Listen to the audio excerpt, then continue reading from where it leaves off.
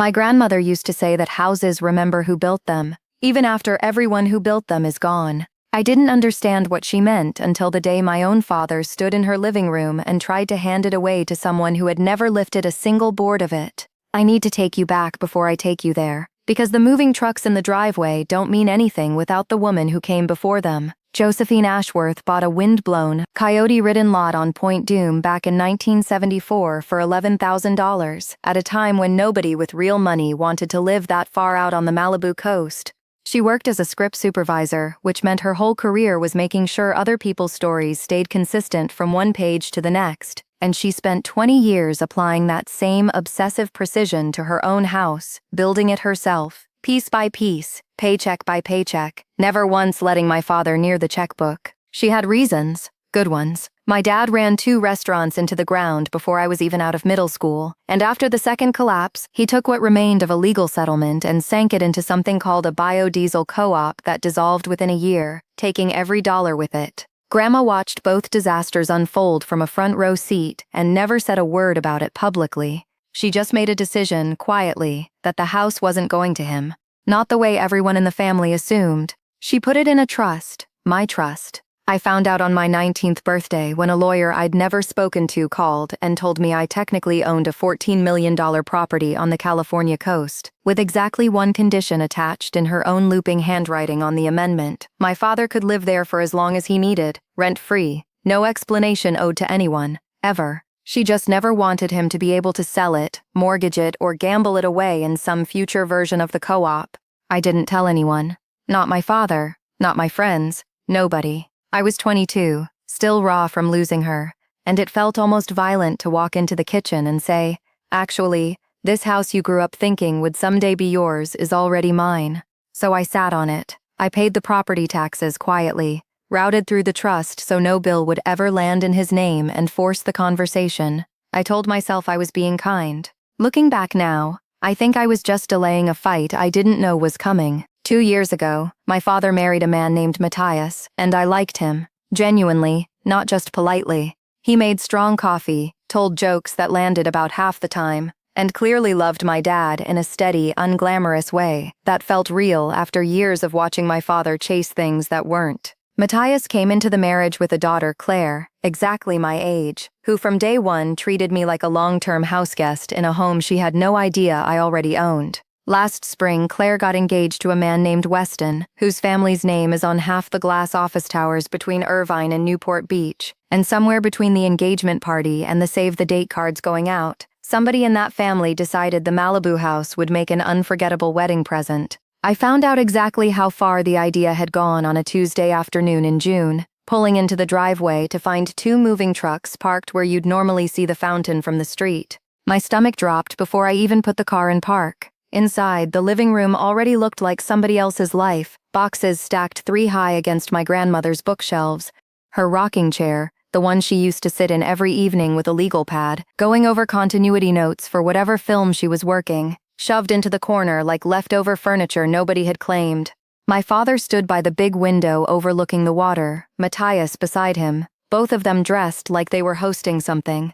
Claire sat on the couch next to Weston, and she had this look on her face, this specific smile I remembered from every Christmas morning growing up, when her present ended up bigger than mine. "We sold the mansion to Claire," Dad said. He said it plainly, like he was telling me the mail had come. "You have until tonight to move out." For a second, I genuinely thought I'd misheard him. I looked past him, out at the ocean, then back at my sister. "You sold this house?" She actually laughed, a light little sound, like she was savoring the moment she'd probably been imagining for weeks. "For $40 million. I didn't yell. I want to be honest about that, because in the moment it didn't even feel dramatic to me. It felt like checking a text message. I pulled out my phone, opened the county assessor's website, the same site I'd used 100 quiet times over the years to pay taxes. Nobody in that room knew I was paying, and I turned the screen toward them. Then why is the deed still in my name? Their family lawyer, a man named Cornelius Renfield who had handled Ashworth paperwork since before I was born, who wore the same navy blazer to every single meeting like it was a second skin, went a color I have genuinely never watched a grown man's face turn. His hands weren't steady enough to unlock his own phone on the first try. "Wait," he said, so quietly it nearly disappeared under the sound of Claire's laugh dying halfway out of her throat. Wait. Here's something I've learned about people who've been coasting on an assumption for a long time. They forget that paper trails exist independently of what everyone agreed to believe. Nobody had ever bothered checking. The full story came out over the following days, and it was almost insultingly simple once you saw it laid flat. Weston's family wanted the deal closed fast, before any public wedding announcement, so Cornelius skipped the full title search that any legitimate escrow company runs automatically, the kind of search that would have flagged my grandmother's trust in under 5 minutes, and drafted the entire transfer based purely on my father's word that he owned the place free and clear. 30 years of paying the mortgage, 30 years of acting exactly like the man of the house, and not one person, not my father, not Cornelius, not anybody, had ever actually walked into the county recorder's office to confirm it. My father wasn't lying to anyone, not even in his own head. He genuinely believed the house was his. It simply never occurred to him, in 3 years since his mother's death, to ask. The room did not stay calm after that. Claire shot up off the couch so fast she knocked over a box of her own china, and something inside it cracked audibly against the hardwood. Weston looked at my father with an expression somewhere between confusion and open hostility, and I couldn't blame him. His family had wired a deposit into escrow that very same morning, which is an extraordinarily expensive way to discover your fiancé's family doesn't own the house you're standing in. Matthias kept repeating, "There has to be an explanation, there has to be," his voice cracking a little smaller each time he said it. My father just stood there by the window, completely silent, like staying still long enough might make the last 5 minutes reverse themselves. I walked over to the corner, picked up my grandmother's rocking chair with both hands, and carried it back to its place in front of the window, exactly where it had always sat. I sat down in it, looked at the 4 of them, and said I'd see everyone tomorrow, downtown, at Cornelius's office. Then I left. I didn't need to say anything else, and honestly, staying in that room another minute would have cost me something I wasn't willing to spend. I called Tommy on the drive home, my oldest friend, the one person outside the family who'd known about the trust from the beginning, back when I first told him at 19, because I needed one human being on earth to know the truth with me. He didn't say, "I told you so." He just said, "Bring the folder," meaning the physical copies I'd kept in a fireproof box in my closet for exactly a day like this one, the kind of day you hope never comes and prepare for anyway. The next morning I drove into downtown Los Angeles with my own attorney, a woman named Odette Reyes, who I'd retained quietly 2 years earlier, not because I saw any of this coming specifically, but because owning a $14 million trust property at 22 felt like exactly the kind of situation where you want somebody sharp in your corner who isn't tangled up in your family by blood or marriage. We rode the elevator to the 11th floor of a building on Wilshire, walked into Cornelius's office, and I set 3 things on his desk, one at a time. The original trust amendment in my grandmother's own handwriting, the recorded grant deed with my name on it, dated the year I turned 19, and 3 years of property tax receipts, paid quietly from an account nobody in that family had ever once thought to look up. Cornelius didn't argue. To his credit, once he actually read the trust language line by line, there was nothing left to argue about. The so-called sale to Claire had been void the moment it was signed, because you cannot legally sell a house you never owned, no matter how many decades you've lived inside its walls, or how convinced you've always been that it was yours. Weston's family's deposit had to be returned in full, which took 6 furious phone calls, and from what I heard through people who still talk to people, one deeply uncomfortable dinner conversation between Weston and his own father. Cornelius, whose entire 30-year career had been built on families trusting him without ever double-checking his work, was reported to the California State Bar for failing to perform basic due diligence on a multi-million-dollar transaction. Last I heard, he's out of real estate law entirely. We closed everything out a few weeks later at a small courthouse in Santa Monica. No cameras, no scene, just Odette, a clerk behind the counter, and paperwork that formally cleared the title once and for all and extinguished any competing claim to the property permanently. It took 11 minutes to end something that had been quietly, patiently wrong for 30 straight years.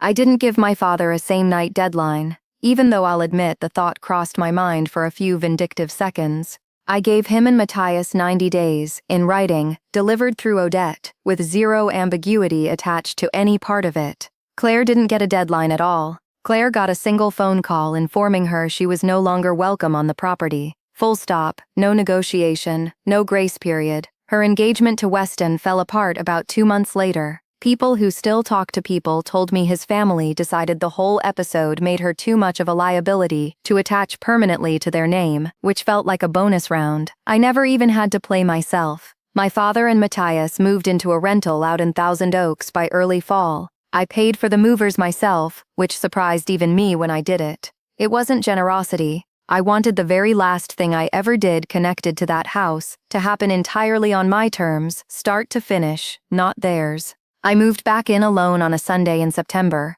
The house was quiet in a way it hadn't been in years, and my footsteps echoed differently across the hardwood without all that borrowed furniture crowding the rooms. The first thing I did, before I even unpacked a single box of my own, was carry my grandmother's rocking chair back out to the deck she'd built with her own 2 hands. The deck, she used to tell me, cost more than the entire original lot combined. I sat out there a long time that evening, waiting to feel something like triumph. Mostly what I felt was tired, and a little sad that it took something this ugly, this public, this humiliating for everyone involved, to finally say out loud a truth that had been sitting quietly underneath our whole family for 3 straight years.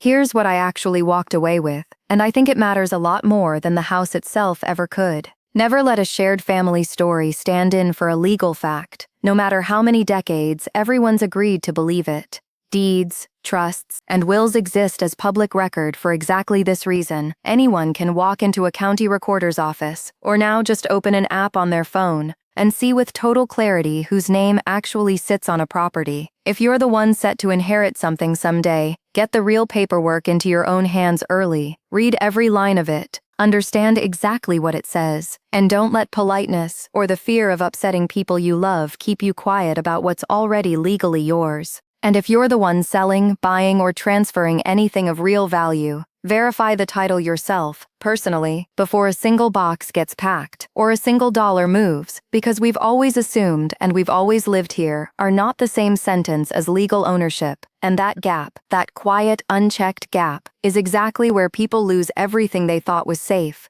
My grandmother never once explained herself while she was alive. She just built, and saved, and quietly protected something in a way none of us fully understood until it mattered most. I think she knew something the rest of us were standing too close to see, that love and ownership are 2 completely different documents, written in 2 completely different languages, and only one of them will ever hold up in front of a judge.